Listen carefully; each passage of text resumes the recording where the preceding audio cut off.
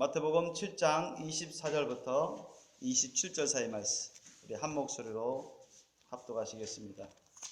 마태복음 7장 24절부터 27절 사이 말씀. 그러므로 누구든지 나의 이 말을 듣고 행하는 자는 그 집을 반석 위에 지은 지혜로운 사람 같으리니 비가 내리고 창수가 나고 바람이 불어 그 집에 부딪히되 무너지지 아니하나니 이는 주초를 반석 위에 놓은 연고요 나의 이 말을 듣고 행치 아니하는 자는 그 집을 모래 위에 지은 어리석은 사람 같으리니 비가 내리고 창수가 나고 바람이 불어 그 집에 부딪힘에 무너져 그 무너짐이 심하니라. 아멘. 오늘 말씀 제목 따라해 보시겠습니다. 순종의 위력. 순종의 위력. 순종의 위력이라는 제목으로 말씀을 나누겠습니다. 여러분, 순종 없으면, 하나님 말씀에 순종 없으면 구원받을 수 있나요? 못 받죠. 여러분, 순종 없는 믿음은 거짓 믿음입니다. 하나님께 순종하지 않고서는, 예수님께 순종하지 않고서는 절대 천국 갈 수 없어요. 예수님 말씀에 순종하지 않으면 그것은 쥐어쥐어 할지라도 거짓된 믿음입니다. 예수님 곧 오십니다 책에도 주님이 쓰게 하셔서 쓰게 했고, 지금까지 많이 말씀을 전해왔지만 여러분, 성경을 전체적으로 봤을 때 우리 예수님 순종하는 거, 예수님 말씀에 순종하면 다 되는 거예요. 오케이입니다. 다 통과돼요. 단순하죠. 그만큼 순종이 아주 중요합니다. 순종하지 않는 그러한 신앙생활은 다 잘못된 신앙생활입니다. 절대로 천국 갈 수 없는 그런 죄악된 신앙생활을 할 수밖에 없어요. 그만큼 순종이 너무 중요한 거예요. 여러분, 우리 모든 사람들이 다 천국 가야 되는데, 그죠? 그렇게 하시려고 하나님이 사람들을 창조하셨고 사랑하시고 모든 걸 다 예배해 놓으시고 은혜를 주시는데, 예수님께 순종해야죠. 주님의 말씀에 순종해야 그게 구원의 믿음이고 올바른 신앙이고 천국 갈 수 있는 준비가 되는 것입니다. 그러나 순종함이 없는 그러한 사람은 절대 주님께서 약속하신 그 천국 영생 복락의 은혜를 받을 수가 없습니다. 그만큼 순종은 막강하고 절대적입니다. 신앙에 있어서. 우리가 신구약을 통해서도 순종의 위력이 어떠한지 우리가 알아볼 수가 있는데, 오늘 이 시간에는 몇 군데로 우리가 찾아보고 또 살펴보기로 원합니다. 먼저 구약시대의 순종 위력을 한번 찾아보기로 원합니다. 여러분, 구약시대에 우리가 믿음의 조상 하면 누가 생각나요? 아브라함 생각나죠. 아브라함은 우리 믿음의 조상입니다. 우리 혈통적으로는 우리 직계조상이라 이제 하기는 어렵지만, 그러나 우리 믿음의 영적인 그런 조상이다, 그렇게 말할 수가 있습니다. 그러면 아브라함이 어떻게 해서 믿음의 조상이 될 수 있느냐? 아브라함이 처음에 태어날 때부터 구원받은 자냐? 그렇지 않습니다. 아브라함이 젊었을 때 하나님을 알던 자냐? 그렇지 않습니다. 아브라함도 나이에 들어서 하나님을 만났습니다. 스스로 하나님을 찾은 자가 아니라 하나님이 그의 삶을 보고서, 그 사람을 보고서 그래도 양심적이고 선하게 살고자 하고, 뭔가 진리가 있으면 진리를 깨우치고자 하고 그 진리대로 살고자 했기 때문에, 그런 선한 마음이 있기 때문에, 선한 소원이 있었기 때문에 하나님이 찾아오셨어요. 그러면 아브라함을 만나주십니다. 아브라함에게 음성을 들려주세요.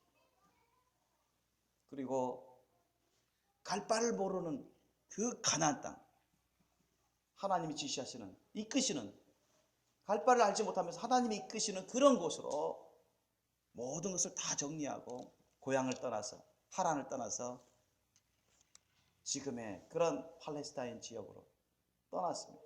그곳에 친척도 없어요. 아무런 연고도 없습니다. 그냥 주님이 그쪽으로 가라고 해서 간 곳입니다. 그곳에서 그는 험난한 생활을 하는 가운데서도 주님의 연단을 받으면서 그는 신앙이 자라납니다. 하나님께 제사 드릴 줄 알고 하나님을 섬기며 하나님의 음성을 들으며 하나님의 말씀이 어떠한지 그 뜻이 어떠한지 하나씩 하나씩 깨달아가면서 그 믿음이 자라나요. 그 성품이 변화되어 갑니다. 더욱더. 그런 가운데 주님이 마지막 테스트를 하세요. 그가 100세에 얻은 아들이 누구죠? 누구예요? 그가 100세에 얻은 그의 본부인 진짜 아내인 사라를 통해서 낳은 아들이 이삭입니다. 하나님 약속하신 아들. 100세에 주님이 주셨어요. 몇십 년 전부터 약속하신 그 아들입니다. 그 아들이 이제 10대 소년이 되었을 때 아브라함이 많이 늙었죠. 근데 아브라함은 자기 목숨보다 그 독자 이삭을 더 사랑합니다.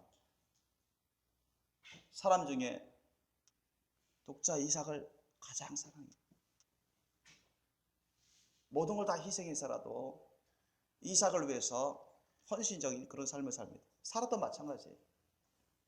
그런데 하나님은 그 독자 이삭을 가지고 테스트를 하셔요.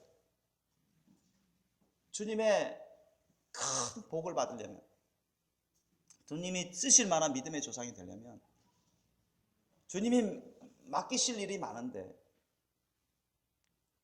그 그릇이 준비되어서 그 그릇을 통해서 주님이 사용하셔서 수많은 사람들을 구원의 길로 이끌고 수많은 사람들을 하나님께로 이끌고 수많은 사람들을 올바르게 인도할 수 있는 그런 지도자, 그런 종을 주님은 만들기를 원하셨습니다.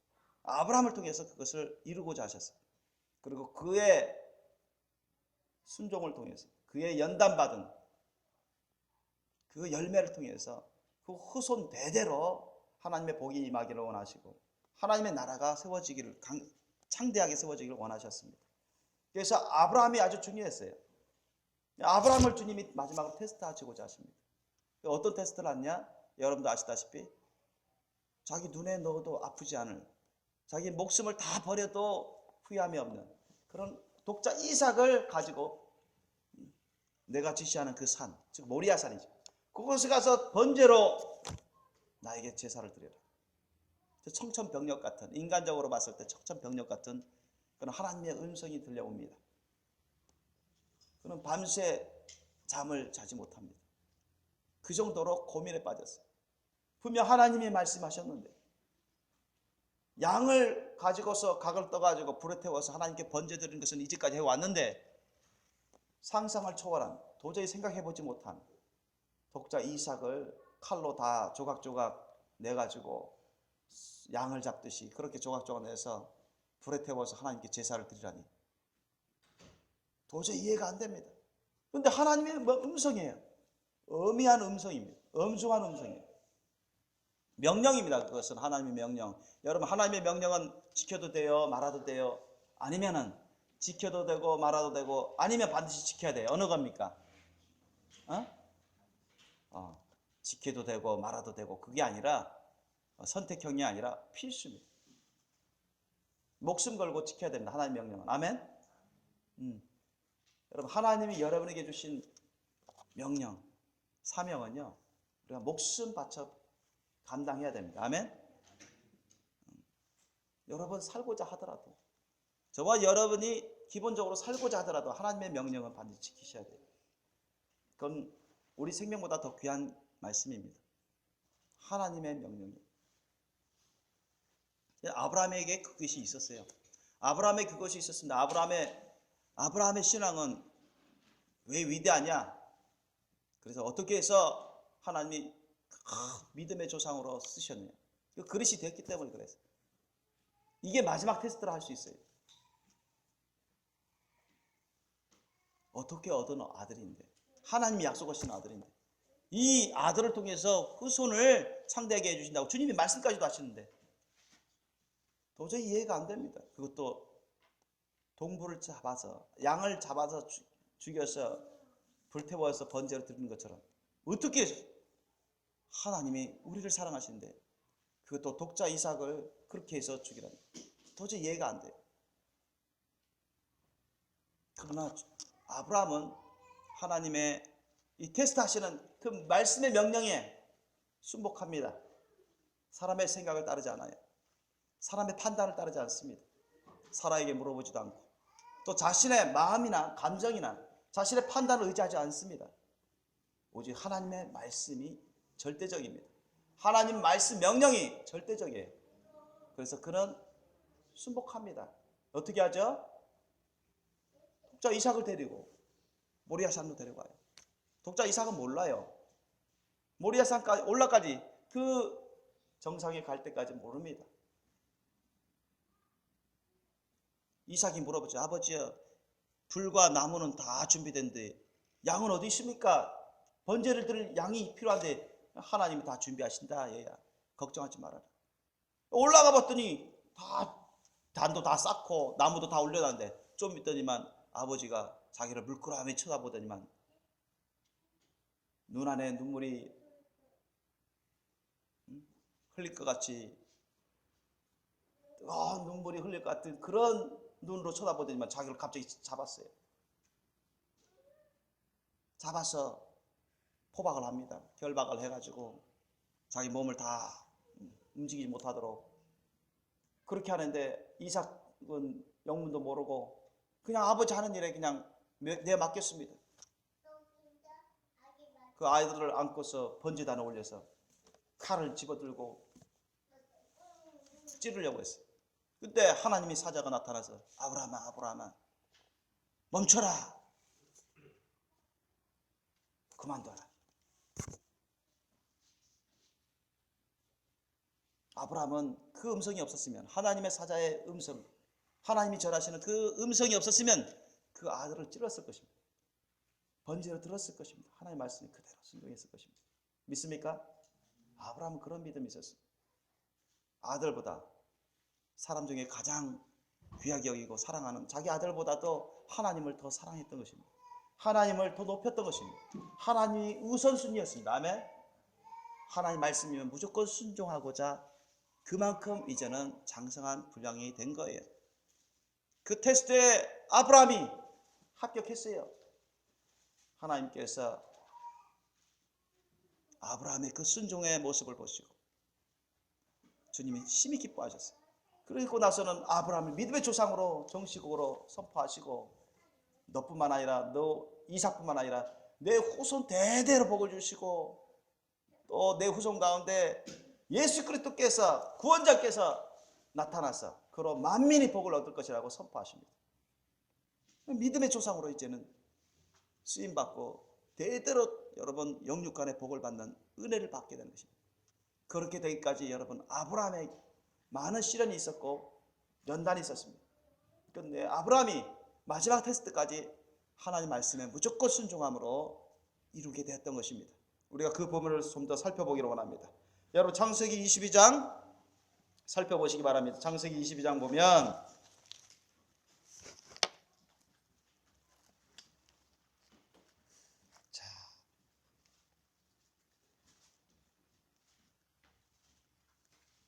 창세기 22장 9절부터 18절까지만 읽겠습니다. 하나님이 그에게 지시하신 곳에 이른지라 이에 아브라함이 그곳에 단을 쌓고 나무를 버려놓고 그 아들 이삭을 결박하여 단 나무 위에 놓고 손을 내밀어 칼을 잡고 그 아들을 잡으려 하더니 여호와의 사자가 하늘에서부터 그를 불러 가라사대 아브라함아 아브라함아 하시는지라 아브라함이 가로되 내가 여기 있나이다 하매 사자가 가라사대 그 아이에게 내 손을 대지 말라 아무 일도 그에게 하지 말라 내가 내 아들 내 독자라도 내게 아끼지 아니하였으니 내가 이제야 내가 하나님을 경외하는 줄을 아노라. 아브라함이 눈을 들어 살펴본즉 한 수양이 뒤에 있는데 뿔이 수풀에 걸렸는지라 아브라함이 가서 그 수양을 가져다가 아들을 대신하여 번제로 드렸더라. 아브라함이 그 땅 이름을 여호와 이레라 하였으므로 오늘까지 사람들이 이르기를 여호와 이 산에서 준비되리라 하더라. 여호와의 사자가 하늘에서부터 두 번째 아브라함을 불러 가라사대 여호와께서 이르시기를 내가 나를 가리켜 맹세하노니 내가 이같이 행하여 내 아들 내 독자를 아끼지 아니하였은즉 내가 내게 큰 복을 주고 내 씨로 크게 성하여 하늘의 별과 같고 바닷가의 모래와 같게 하리니 내 씨가 그 대적의 문을 얻으리라. 또 내 씨로 말미암아 천하 만민이 복을 얻으리니 이는 내가 나의 말을 준행하였음이니라 하셨다 하니라. 아멘. 여러분 아브라함이 이렇게 대단한 믿음의 조상이 될 수 있었고 조상 대대로, 아브라함이라는 우리 믿음의 조상 대대로, 아브라함의 후손 대대로 넘쳐나는 풍성한 그런 복의 은혜를 받게 된 이유가 뭐라고요? 뭐라고 나왔어요? 아브라함, 네가 내 말을 뭐 했기 때문에? 준행하였기 때문에. 성경 것을 써놓고 대대로 사람들에게 읽게 하십니다. 하나님이 그렇게 역사하세요. 내가 나의 말을 준행하였기 때문이다. 끝까지 내가 다 이해해서가 아니라 하나님의 말씀이시기 때문에. 무조건 하나님의 말씀은 무조건입니다. 하나님의 말씀에 여러분 토를 달면 안 돼요. 하나님의 말씀은 절대입니다. 절대. 어느 누구도 거역할 수가 없어요. 거역해서도 안 돼요. 하나님의 말씀은 절대의 기준이기 때문에 하나님의 말씀에 준행한 것입니다. 자기를 부인하고 모든 걸 다 부인하고 하나님의 말씀에 준행했어요. 아브라함의 이런 믿음, 이런 사람들이 여러분 거룩한 신분입니다. 거룩한 신분. 사람의 생각, 판단, 사람의 감정, 사람의 뜻, 사람의 논리를 따지지 않습니다. 상황이나 환경을 따지지 않아요. 하나님의 말씀이면 무조건 달라요. 불가능하게 보이는 상황일지라도 사람들이 이해를 못하고 오해하고 사람들이 비판하고 손가락질해도 여러분 위협해도 하나님의 말씀에는 무조건 순복하는 그런 심령을 가진 사람들이 거룩한 신분입니다. 거룩한 신분. 흔들림 없이 그래야 돼요. 그러니 여러분 이 아브라함이 그렇게 그 심령의 신앙 자세가 이렇게 하나님을 절대 경외합니다. 하나님의 말씀에 절대 순복하는 순종하는 그런 자세가 됐기 때문에 믿음의 조상이 될 수 있었고 그 후손 대대로 큰 복을 받고 그 후손 가운데 예수 그리스도께서 약속대로 나오신 것입니다. 그러니 순종의 위력이 대단하죠. 아브라함이 만약에 요 마지막 테스트 때 탈락했으면 그런 복을 받을 수가 없습니다. 하나님은 모든 사람들을 공평히 대하시고 본질적으로 공평히 대하십니다. 공평히 사랑하십니다. 믿습니까? 모든 사람들에게 즐겁게 다양하게 다르게 기회를 주세요. 그런데 어떤 사람들은 주님 말씀에 순종함으로 구원도 받고 거룩한 신부도 되고 장성한 분량으로 일취월장 자라나면서 많은 영육간의 복을 누리는가 하면 어떤 사람은 불순종함으로 구원도 놓치고 지옥으로 떨어지고 어떤 사람은 순종했다가 불순종했다가 자꾸 연약한 믿음 가운데 있기 때문에 거룩한 신분이 되지 못하고 겨우 구원받고 천국으로 가는 사람들도 많습니다. 여러분은 어떻게 하시겠습니까? 우리 믿음의 조상 중에 구약에 보면 모세가 있잖아요. 모세. 자, 모세가 40살 때 애국 군사를 죽이고 살인자가 되었기 때문에 무서워서 도망칩니다. 그렇지 않아도 자신이 이스라엘 후손이라는 것을 알고 애굽에 종살이하는 이스라엘 사람들을 보면서 얼마나 억장이 무너진 듯 그렇게 괴로움이 있었는데 그 사건을 해서 도망쳐요. 광야로 도망칩니다. 그는 40년 동안 양치기 하면서 하나님의 연단을 받습니다. 그런데 나이가 80세 할아버지가 다 됐어요. 그런데 호렙산에 양치기 하러 갔다가 그곳에 떨기나무 가운데 불이 붙었는데 타지를 않는 거예요. 떨기나무가 타지 않고 그냥 희한한 불이 막 번지듯이 타오르는데 나무는 안 타요. 냄새도 안 나고 희한하다. 그래서 가봤더니 하나님이 그곳에 임재하여 계신 것입니다. 하나님이 모세야 모세야 부르는 것입니다.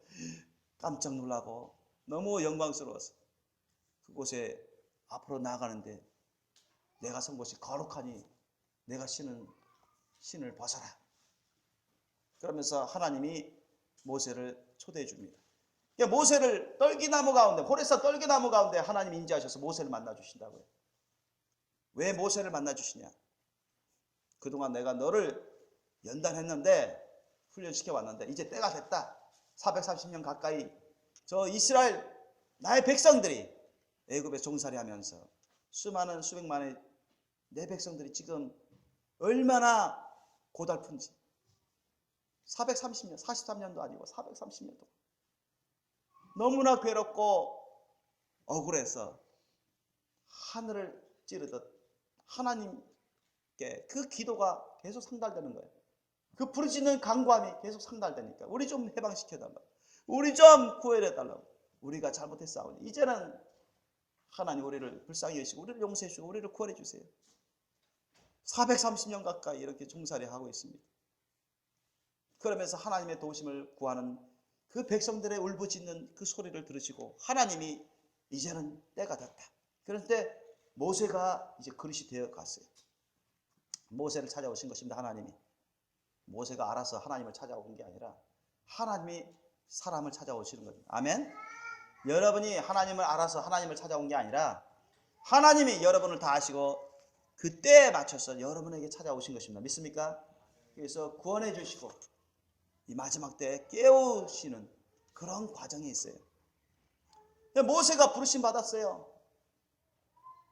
여러분, 모세가 그때만 해도 얼마나 겸손해졌는지, 세상에서 정말 왕자의 그 지위에서 이제는 목동으로 천민들이나 치는 목동의 그런 위치에 내려와서 아주 겸손해졌어요. 자신의 연약함과 부족함과 자신의 무지함, 그런 것을 처절하게 깨닫고 하나님의 은혜가 아니면 자신은 이 세상을 용기 있게, 담대하게, 능력 있게 살아갈 수가 없고 자기 자신도 구원받을 수가 없고 하나님의 은혜를 사모하며 주님의 때를 기다리는 그런 그릇이 되었습니다. 주님이 때가 되어서 오셔서 모세를 부르시고 애굽으로 보내시죠.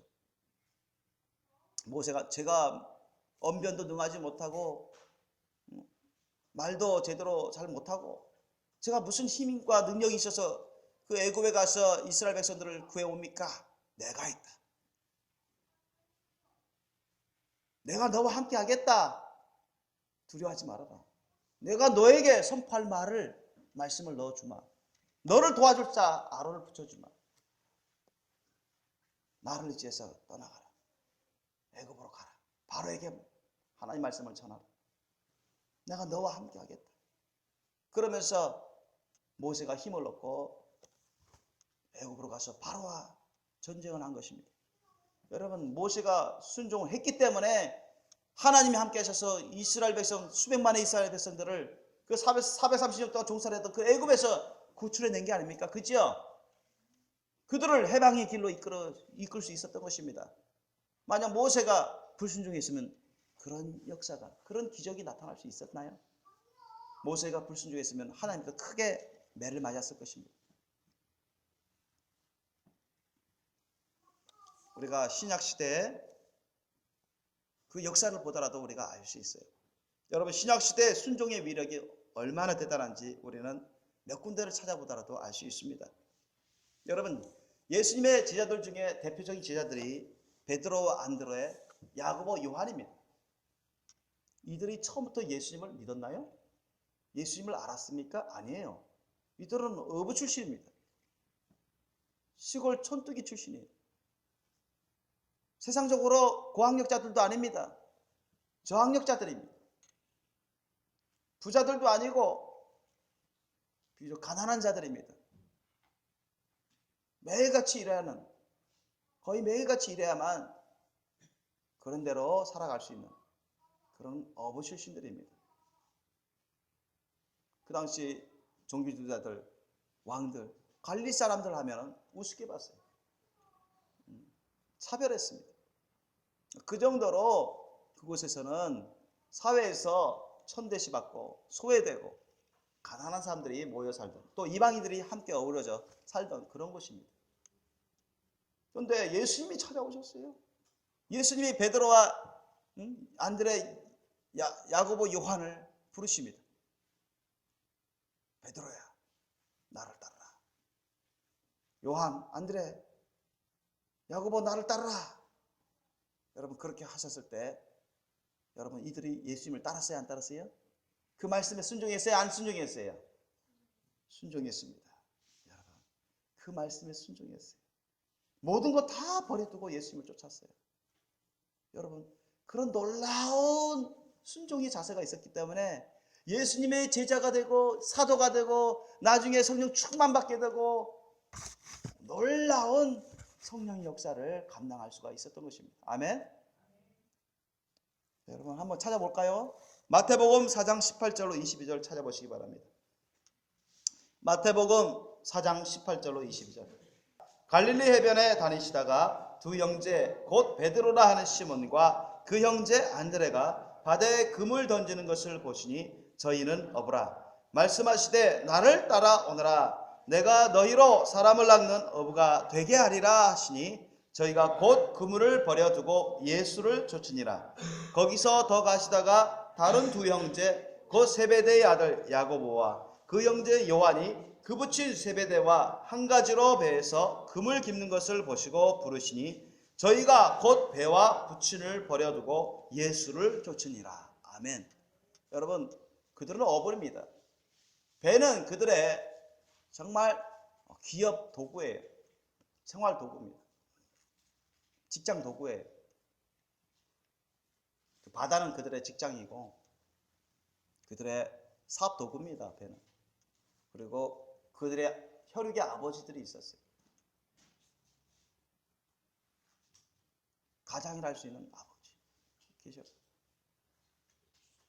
그들은 아버지를 도와서 효도하면서 또 생활전선에 나가서 열심히 직장 생활을 했어요. 근데 예수님이 갑자기 나타나셔가지고 이들에게 말씀하십니다. 베드로야, 요한아, 너희들 나를 따라오너라. 내가 너희를 사람 낚는 어부로 만들어주마. 그때 그들은 어떻게 했습니까? 아버지한테 허락을 구하지 않았어요. 인간적으로 좀 그렇죠. 열심히 일해서 하루하루 벌어가지고 가게 보탬이 돼야 되는데 생활전선에서 직장생활 해가지고 생활비를 벌어와야 되는데 그러면 열심히 또 그물 깁고 낚시하고 또 아버지를 도와서 열심히 아들들이 같이 직장생활 해야 되잖아요. 그게 인간적인 생각으로는 당연한 것입니다. 그런데 이들은 어땠습니까? 아버지의 허락을 구한 것도 아니고 또 직장생활, 가정생활 그것 때문에 매어 있지도 않았어요. 그들은 예수님을 사모했습니다. 예수님을 믿었어요. 예수님이 이 말씀으로 명령하실 때 여러분 배도 버려두고 아버지도 놔두고 뒤로 하고 가정도 다 뒤로 하고 예수님을 쫓았다고 성경은 기록되어 있습니다. 믿습니까? 이게 보통 결단이 아니에요. 우리 사람들에게 있어서는 보통 결단이 아니에요. 이미 그들은 예수님을 구주로 영접한 사람들입니다. 예수님을 사모하는 사람. 예수님이 메시아구나. 예수님이 하나님의 아들이시구나. 하나님의 은혜 가운데 그들은 믿게 되었는데 구주이신 예수님이 말씀하시니까 이 말씀으로 명령하시니까 어디로 갈지 모르지만 무슨 것을 우리에게 가르치시고 뭘 시키시고 어떻게 우리가 주님과 함께 어떤 삶을 살지는 몰랐어요. 제자들은 그걸 알고 다 따르는 게 아닙니다. 그냥 주님 말씀 듣고 따른 거예요. 모든 걸 다 부인하고 예수님을 쫓습니다. 예수님이 구주신데 하나님 아버지께서 보내주신 구주신데 주님께 절대의 기준을 두는 겁니다. 주님 말씀에 절대 기준을 뒀어요. 여러분 이런 순종의 자세가 있었기 때문에 베드로, 야고보, 요한, 안드레 이런 사람이 예수님의 사도가 될 수 있었어요. 이런 사람들 통해서 하나님이 참으로 크고 놀라운 구원의 역사들을 많이 일으켜 주셨습니다. 여러분 우리도 바로 이런 순종의 자세를 가지셔야 돼요. 예수님이 부활하시고 나서 제자들에게 당부하시죠. 나는 조금 있다가 하늘나라 아버지께로 올라가시는데 너희들은 예루살렘을 일단 떠나지 말고 하나님 아버지께서 약속하신 성령을 받기까지 성령이 임할 때까지 이곳에서 기다리라. 주님이 또 당부하시고 말씀하셔요. 그러니까 주님 말씀에 그들은 기다립니다. 순종합니다. 예루살렘 떠나지 않습니다. 마가 요한의 다락방에서 모여서 전혀 기도했어요. 예수님 말씀하신 그 말씀대로 그들은 떠나지 않고 늘 모이게 힘써가지고 하나님의 성령, 예수님이 보내주시는 하나님 성령을 받기까지, 그게 10일이든 20일이든 30일이든 언제인지 모르지만 하나님이 약속하신, 예수님이 약속하신 그 성령이 우리 가운데 임할 때까지 그들은 계속 사모하면서 기다리면서 기도했습니다. 전혀 기도에 힘썼어요. 120명 가까운 성도들이. 그러니까 어떤 일이 일어났어요? 오순절에, 그것도 한 10일 정도 되니까 기도하는 가운데 성령이 충만하게 임합니다. 성령 충만한 제자들 사도로 변화되어 버려요. 하나님이, 주님이 주신 말씀들이 막 깊이 넘치도록 깨달아져 가고 강하고 담대한 믿음이 생기죠.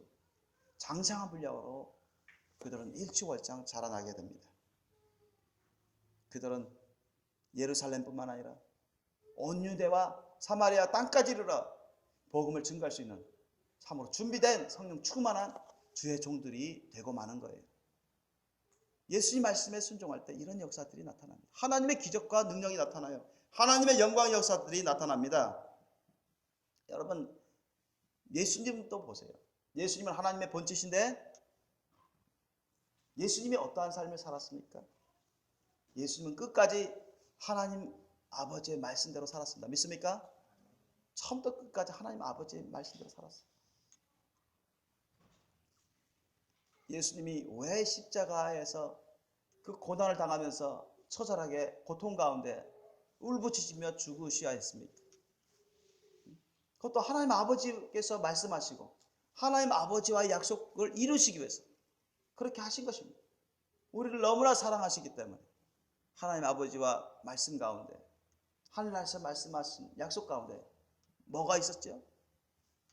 저 죄인들은 스스로 구원받을 수가 없다.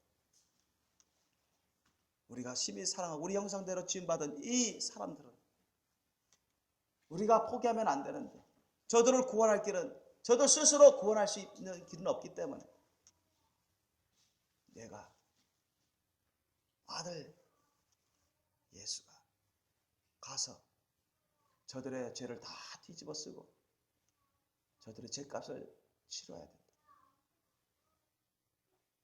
너무나 고통스럽고 아프고 괴롭고 그 힘든 십자가 고난의 길이지만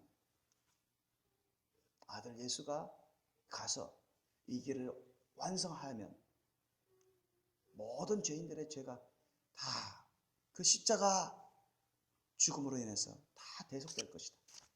구원의 길이 열릴 것이다. 하나님 아버지의 말씀과 그 약속을 예수님이 절대화했습니다. 그것을 우리를 너무나 사랑하시기 때문에 하나님의 본체시요 구주이신 예수님은 그것을 끝까지 절대적으로 지키셨던 것입니다. 그래서 겟세마네 동산에서 아버지여, 내 뜻대로 하지 마옵시고 아버지 뜻대로 하옵소서. 사람의 뜻대로 하지 마옵시고. 예수님도 연약한 인간의 육신을 입고 있었기 때문에 그 연약함이 있었습니다. 그것도 부인하고 그 고통과 괴로움을 체험했었기 때문에 그것도 다 부인하고 모든 사람들에게 비난받고 비웃음거리가 되는 그 처지에 떨어지더라도, 세상에서 수치와 모욕을 당하더라도 모든 걸 다 부인하고 하나님 아버지에게 따르고자 주님은 결단하신 것입니다. 순종하신 거예요.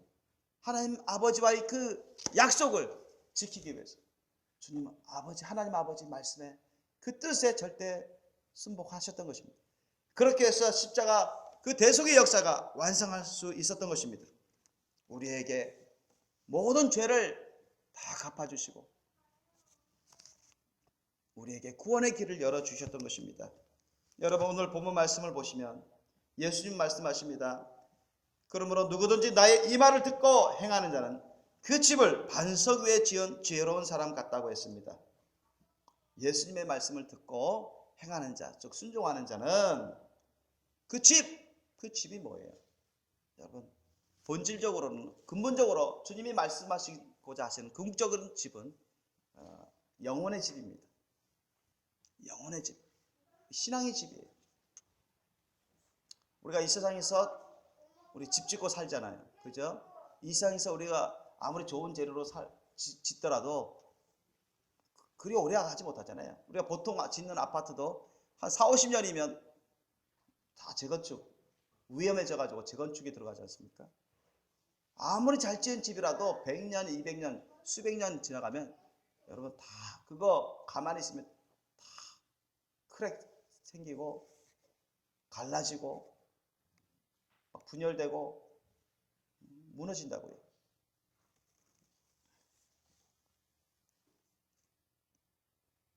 그런데 여러분, 하늘나라의 집은 어떻습니까?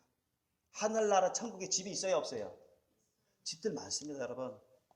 작은 집, 그런 집도 있고 맨션도 있고 캐슬도 있고. 그런 집이 무너져야 안 무너져요? 하늘나라에 있는 집들은 안 무너집니다. 하늘나라에 있는 집들은 온갖 갖가지 엄청 아름다운 빛나는 휘황찬란한 그런 보석들로 지어지는데요, 하늘나라의 집은 완전한 집들입니다. 썩지 않는 집, 무너지지 않는 집, 영원한 집입니다. 아멘. 이 세상은 우리가 아무리 열심히 일해가지고 돈을 모아봤자, 여러분 뭐 우리나라에서 최고 갑부가 누구라고 해요? 삼성의 이건희 회장이라고 하죠. 그래서 이건희 회장, 그분이 돈이 가장 많다고 해요. 근데 그분이 가장 많은 있어봤자 그분이 또 저택이 아주 큰 저택이라고 해요. 그게 우리나라 돈으로 가치로 뭐 수백억 원 가치라고 해요. 그 집 가격이, 서울에 있는 집 가격. 그게 뭐 영원합니까 그거? 아니잖아요. 그것도 가면 가면서 다 어떻게 돼요? 오래되기 때문에, 풍파를 받기 때문에 점점 사가요. 점점 깎이고 금이 가고. 이 세상 집은 영원하지 않습니다. 이 세상 집은 다 무너집니다. 아멘. 이 세상에 속한 집은 다 무너져요. 정도의 차이만 있으면 다 무너집니다. 이 세상에 속한 집은 완벽한 게 없습니다. 다 없어질 것들이에요. 평생 돈 안 쓰면서 모아서 좋은 집을 마련했어도 그거 얼마 가지 못해요. 그거 갖고 천국 가는 것도 아니고, 그거 갖고 뭐 구원의 열매를 맺는 것도 아니고, 성령의 열매를 맺는 것도 아니고, 오히려 그런 데 매여 있으면 천국 가지도 못하고, 한때는 나름대로 즐거운 삶을 살았다 할지라도 이 세상에서 결국은 영원토록 후회 막심한 그런 지옥에 떨어지고 말 것입니다. 그 집을 반석 위에 주님은 지으라고 말씀하십니다. 이 반석은 뭡니까? 반석은 바로 예수님이십니다. 궁극적으로 예수님이세요. 반석은 바로 예수님이요, 예수님이 주시는 말씀입니다. 그러니까 우리가 이 신앙의 집을 반석 대신 예수님을 기초석으로 해가지고, 반석이신 예수님의 말씀을 기초석으로 해서 그 예수님 위에, 말씀 위에, 그 말씀을 가지고, 예수님을 의지해서 말씀을 가지고 신앙의 집을 지어보세요. 그 말씀은 예수님을 의지해서, 예수님 따라서 그 말씀에 순종하면서 신앙의 집을 지으라는 것입니다. 아멘. 그러면 그 집이 아주 견고해요. 어떤 풍파가 몰아쳐도 흔들리지 않습니다. 무너지지 않습니다. 여러분, 세상에는 엄청난 허리케인, 태풍 이런 게 몰아치면 많은 집들이 무너집니다. 엄청난 규모의 대지진이 나면 세상에서 견딜 수 있는 그런 집이 없어요. 역사상 유례없는 엄청난 큰 지진, 그런 대륙을 갈라버리는 그런 지진, 그 견딜 수 있는 집이 어디 있습니까? 그런 집은 세상에 한 군데도 없습니다. 나라도 무너지는데. 그런데 주님은 어떤 세상 풍파에도 견딜 수 있는 그런 신앙의 집을 지으라고 우리에게 말씀하십니다. 그 비결은 뭐냐? 반석이신 예수님 위에 지어라. 반석이신 예수님이 주시는 그 진리의 말씀, 생명의 말씀, 능력의 말씀 위에 지어라. 우리에게 신앙의 집을 견고하게 지어서 영원한 집을 지으라고 주님이 말씀하십니다. 아멘. 예수님의 말씀에 우리가 순종하면 순종할수록 그 집은 잘 지어집니다. 아주 아름답게 지어져요. 견고해져 갑니다.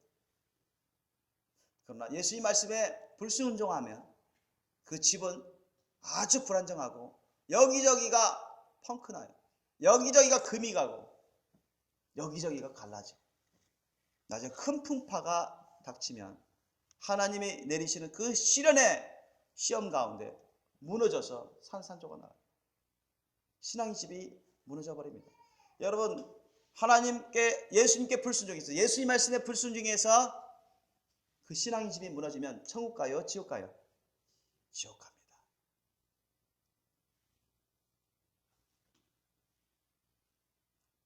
정말 우리가 범사의 매 순간 주님 말씀 뜻에 순종해야 한다면 거룩한 신부로 단장돼서 첫째 발 휴거 받아서 예수님의 천국 혼인잔치에 거룩한 신부로 들어갈 수 있죠. 그러나 여러분, 연약한 믿음, 그러한 연약한 믿음, 영혼 구원받아서도 겨우 천국으로 들어가는 그런 연약한 믿음, 장성한 믿음이 되지 못하면, 연약한 사랑, 장성한 사랑이 되지 못하면, 아브라함 같이 되지 못한다면, 모세와 같이 되지 못한다면 거룩한 신부가 될 수가 없습니다.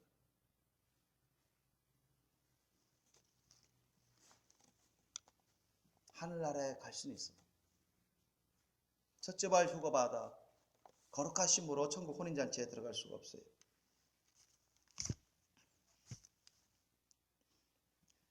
마태복음 7장 21절의 말씀에도 예수님이 말씀하셨어요.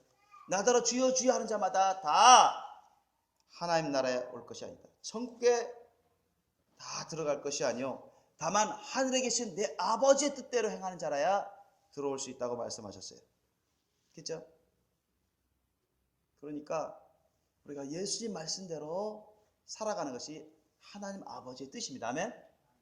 예수님께 순종하는 것, 예수님 말씀에 순종하는 것이 하나님 아버지의 뜻입니다. 아멘? 예수님을 안 순종하는 사람은 천국 갈 수 없어요. 믿습니까? 예수님 말씀에 따르지 않는 사람들은 천국 갈 수 없습니다. 예수님 보고 주여 주여 할지라도, 믿습니다 할지라도 천국 갈 수가 없어요. 거짓 믿음이기 때문에 그렇습니다.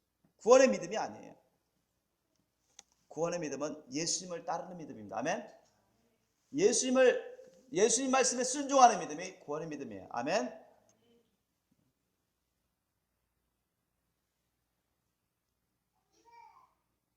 우리가 예수님의 제자들처럼 예수님 말씀에 무조건 순종하고 절대 순종하고 범사에 순종한다면 우리도 사도들처럼 그렇게 놀랍도록 변화받았어요. 장성한 분량의 주님의 제자가 되어서 이 마지막 때 순결하고 거룩하신 단장되고 많은 사람들을 주님께로 이끌 수 있을 것입니다. 여러분, 사도 바울이 예수님의 부르심을 받아가지고 본격적으로 이제 선교 사명을 감당합니다. 그런 아시아에 선교 여행 가고 또 마케도니아, 그리스, 유럽 쪽으로 이제 선교여행 가요. 그리고 예루살렘으로 돌아오려고 하는데 이 율법사 대제사장 바리새인들이 유대인들이 모여가지고 이 사도 바울을 죽이려고 하는 거예요. 오기만 해봐라 우리가 잡아다가 너 죽여버리겠다. 그렇게 해서 막 숨어서 막 기다리고 막 그러는데 예수님의 제자들 중에 성령 받은 제자들이 있었어요. 그들이 하나님으로부터 계시 받습니다. 성령의 계시를 받아요. 야, 사도 바울께서 예루살렘으로 돌아가면 큰 핍박 받을 거라고, 큰 고난을 받을 거라고, 성령의 계시를 받아요. 그런데 사도 바울의 동역자들인 그 예수님의 제자들이 사도 바울에게 얘기를 합니다. 사도 바울 선생님, 예루살렘 가지 마세요. 성령님이 계시를 알려주셨는데 지금 가면은 큰 고난 당한답니다. 큰 핍박 당한답니다. 어떤 일이 벌어질지 모릅니다. 제발 가지 마세요. 성령이 알려주신 계시기 때문에 맞아요. 맞습니다. 그런데 사도 바울이 거기를 따랐어요? 사도 바울 그거 안 따랐어요. 사도 바울은 더 높은 계시를 받았거든요. 어떤 계시냐? 예수님이 주신 계시인데, 물론 성령님을 통해서 주신 계시. 예수님 사도가 되어서 예수님 때문에, 예수님의 그 십자가 사명의 길을 감으로써 너는 많은 곳으로부터, 많은 사람들로부터 핍박을 받을 것이다. 그러한 계시를 받았고, 또한 성령께서 사도 바울에게 그럼에도 불구하고 너는 예루살렘으로 와야 된다. 와서 또 말씀을 전하고, 그리고 사도 바울에게 로마까지 가서, 그 당시에 세계 대제국 로마 제국의 수도인 로마까지 가서 이방인들에게 예수님의 천국 복음을 증거하기를 원하셨습니다. 그러한 사명에 소명을 주셨어요. 사도 바울이 그걸 알고 있습니다. 예루살렘으로 돌아가면 자기가 큰 핍박받을 것, 고난을 당할 것을 알고 있었어요. 그러나 그는 거기서 죽을 거라고 생각하지 않았어요. 하나님이 합력해서 자신을 사용하셨어요. 끝까지 로마 선교까지 다 감당하고 이 세상을 떠나게 하실 거라는 것을 사도 바울은 알고 있었습니다. 자기 동역자들이요, 예수님의 제자들인 성령 받은 그런 사람들의 성령의 계시를 받아서 사도 바울에게 알려줬습니다. 그래도 불구하고 사도 바울은 그래, 맞아, 나도 알아. 형제들이 성령의 계시를 받은 거 그거 틀리지 않았어. 맞아. 아는데 주님이 나에게 부르셔서 나에게 맡기신 그 사명을 감당하기 위해서는 그럼에도 불구하고 이 십자가 고난의 길을 끝까지 가야 돼. 나는 예루살렘으로 돌아가. 어떤 핍박이 기다리고 있을지라도 그는 십자가 사명의 길을 갔습니다. 그곳에서 그는 정말 계시대로 큰 핍박을 받습니다. 그는 죄수가 됩니다. 죄수로 그는 뒤집힘을 누명을 쓰고 그는 죄수의 신분으로 로마 가이사 황제에게 가서 재판을 받습니다. 여러분, 그곳에 죄수의 신분으로 가서 로마 시민권자들에게, 로마 이방인들에게 예수님의 천국 복음을 증거하는 놀라운 역사를 이루게 됩니다. 그런 죄수 신분으로서 많은 사람들, 감옥에서 이방인들에게, 또 디아스포라 유대인들에게 예수님을 증거하게 됩니다. 또 감옥에서 나와서 이방인들에게 예수님을 증거할 때 그곳에 큰 부흥의 역사가 일어납니다. 또한 그런 죄수 생활을 통해서 그는 정말 주옥 같은 하나님의 계시의 말씀들, 진리의 말씀들을 적어서 각 교회에 전하게 됩니다. 그 편지들이 우리 성경에 여러분 반가까이가 됩니다. 얼마나 놀라운 역사를 하나님이 이 사도 바울의 십자가 고난의 사역을 통해서 이루셨는지 우리는 알 수가 있습니다. 저도 예전에 한 20대, 지금은 40대지만 20대 주님께서 저한테 말씀하시더라고요. 큰 교회 그곳에 들어가서 편안하게 목회 선교하려고 하지 말고 교회를 개척해라. 저는 너무나 좀 당황하고 좀 놀랐습니다. 그리고 좀 걱정됐어요. 좀 두려웠습니다. 왜냐? 나도 지금 장성하고 충만하지 못한데, 거기에다 우리 집안 식구들은 다 구원받지 못했는데, 나 외에는 구원받지 못했는데, 또 집안 식구들은 나를 지원하지 않는데, 또 나는 결혼도 못했는데, 나는 돈도 거의 없는데, 무슨 수로 교회를 개척합니까? 그런데 주님은 저에게 교회를 개척하기를 원하시고 그렇게 알려주셨어요. 그런데 주님께서 제가 고민하고 갈등하는 가운데 캐나다로 단기 선교 갈 수 있도록 주님이 길을 열어주셨어요. 그곳에 가기 전에 제가 가장 중요한 목표는 뭐냐? 그곳의 영적 상태, 그곳 교회들의 영적 상태, 하나님의 성령의 역사가 궁금했고, 과연 주님께서 제가 그런 단기 선교를 통해서 나에게 주님이 알려주시고자, 깨우치시고자 하신 것은 무엇인지 제가 알고 싶었습니다. 그런데 교회를 순회하면서 제가 봤는데요, 어느 한 교회 갔어요. 한 교회 갔더니 이렇게 어린아이들이나 청년들은 없어요. 청년들은 없고 거의 없고 한 7, 80대 노인들만 가득해요. 청년은 아무도 둘러봐도 없어요. 나 혼자뿐이에요. 내가 그 교회 가봤더니 나 혼자뿐이에요.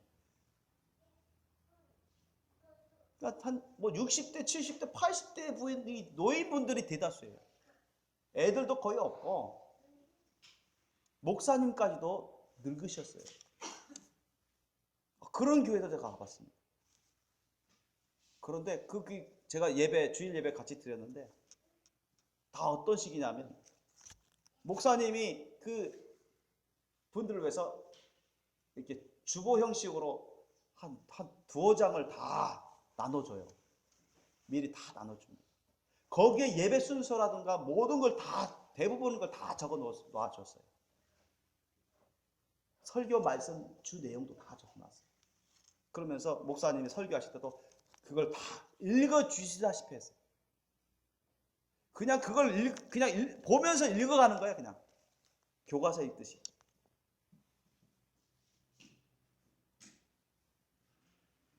그러니까 나머지 분들은 그걸 다 보면서, 그 주보 같은 그런 내용들을 다 보면서 그냥 그걸 따라 읽고 따라 듣고 확인하면서 듣고, 목사님도 그걸 보면서 그대로 거의 읽다시피 했고, 저도 따라 읽었으니까 보면서 다들 다 그 순서에 따라서 다 보더라고요. 읽고 설교 말씀까지도 거기 보면 다 적혀 있어요. 예배 보기에 너무 편하더라고요. 그런데 저는 그 순간 주님, 제가 했어요. 주님, 이 정도면 저도 이거 하겠습니다. 지금이라도 당장. 내가 영어를 저분들만큼 못하지만 제가 만약에 주님 저 자리에 세우시면 제가 저 목사님처럼 그 정도 그냥 읽는데, 거의 읽어버리는데 그 정도 다 하겠습니다. 그렇지? 얘야, 봐라. 교회 목회 선교는 사람 스스로 하는 게 아니라 내가 함께 하는 것이다. 내가 도와서 하게 되는 것이다. 두려워하지 말아라.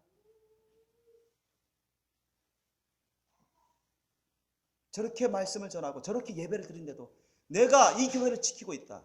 내가 저들과 함께하고 있다. 너도 지금 당장 저 정도 할 수 있지 않느냐? 뭘 두려워하느냐? 뭘 근심 걱정하느냐? 내가 너와 함께하겠다.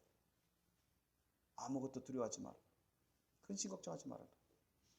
때가 되면 너를 통해서 교회를 세울 것이고 목회 선교하게끔 귀한 사역을 맡길 것이다. 그와 같이 주님이 음성을 들려주시는 거예요. 제가 힘을 얻었습니다. 아주. 이야, 사람의 힘으로 하는 게 아니구나. 내 힘으로 하는 게 아니구나. 하나님이 돌봐주셔서, 하나님 함께 하셔서 주님의 힘과 능력으로, 주님의 도우심으로 목회 선교를 하는 거구나.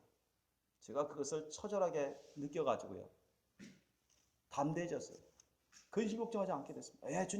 주님 언제 말씀하시면, 때가 돼서 주님이 교회를 개척하라 하시면 제가 하겠습니다. 그래서 돌아온 다음에 몇 년 후에 우리 이순족 사모님 만나고 또 결혼한 다음에 얼마 안 돼서 주님이 교회를 개척하라 해서 저는 순종함으로 교회를 개척했습니다. 그래가지고 오늘까지 왔는데 마지막 때 이렇게 놀라운 사명, 사역을 맡긴 것이 얼마나 감사한지 몰라요. 제가 불순종했다면 과연 교회를 개척할 수 있었을까요? 오늘 이렇게 저 자신이 깨어서 준비하고 우리 교회부터 깨어서 준비하는 그런 사명을 감당할 수 있겠습니까? 그렇지 못했을 것입니다. 주님께서는 오래전부터 여러분 우리 생명의교회 식구들에게 마지막 때가 가까울수록 모이게 힘쓰라고 성경에 나와 있는 것처럼 우리 생명의교회 식구들도 평일에도 자꾸 모이기를 원하시고 또 모이라고 말씀하셨어요.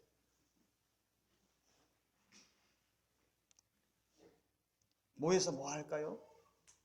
하나님의 말씀을 자꾸 배우는 것입니다. 듣는 것입니다. 그리고 함께 기도하는 거예요. 그래서 하나님의 마지막 때 보여주는 그런 기름 부으심을 받으면서 깨어서 준비하기를 원하셨습니다. 그래서 자꾸 모여서 예배 기도 모임에 참여해서 말씀 양육 받고 기도하면서 기름 부으심 받고 주님을 사랑하고 사모하고 경외하면서 자기 자신부터 거룩히 구별돼서 온전히 준비되어 가도록 그렇게 하기를 원하셨습니다. 그렇게 해서 저를 통해서 여러 번 여러분에게도 알려드렸어요. 예배 기도 모임에 적극적으로 참여하시라. 여러분 자신을 위해서라도 그것은 필요합니다. 우리 교회만 다니면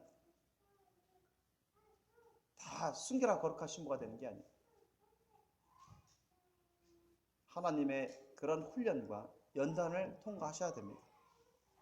하나님의 말씀에 절대 순종하는 그런 연단 말입니다.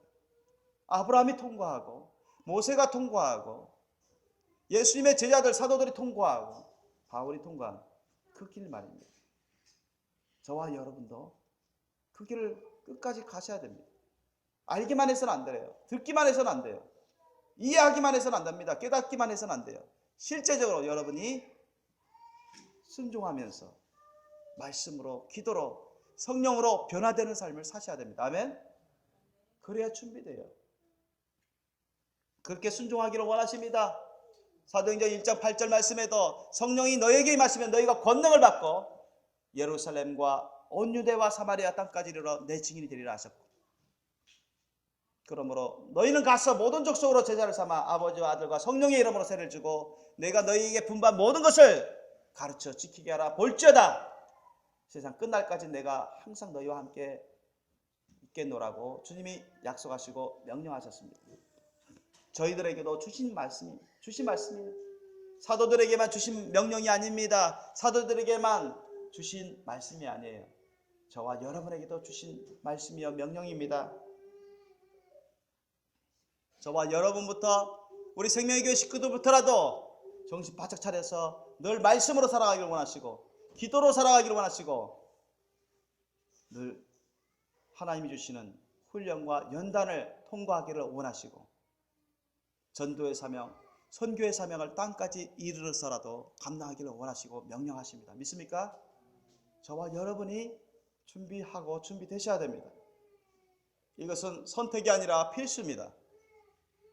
선택이 아니고 필수예요. 점점 우리가 준비하고 준비될 그런 시간은 짧아지고 있습니다. 그런 기회는 점점 줄어들고 있습니다. 여러분 어떻게 하시겠습니까? 여러분이 예수님께 절대 순종할 수 있는 그런 그릇이 되었습니까? 예수님 말씀에 절대 순종할 수 있는 그런 순종의 그릇이 되었습니까? 여러분 예수님께 절대 순종하시기 바랍니다. 예수님 말씀에 절대 순종하시면 하나님의 기적이 나타납니다. 하나님의 능력과 역사와 영광이 여러분에게 보일 것입니다. 여러분이 변화될 것입니다. 여러분이 준비될 것입니다. 자기 자신도 준비되고 가정 식구들도 변화되고 많은 사람들을 주님께로 이끌 수 있는 순결하고 거룩한 신부로서 주님의 길을 닦게 될 것입니다. 우리 생명의교회 식구들 분들이 다 여러분 예수님께 최우선 순위를 두시길 예수님으로 축원합니다. 주님 말씀에 최우선 순위를 두시길 예수님으로 축원합니다. 주님 말씀에 절대 순종하시길 예수님으로 축원합니다. 그래야 우리가 구원의 믿음을 지키고 거룩한 신부로 준비되어 갑니다.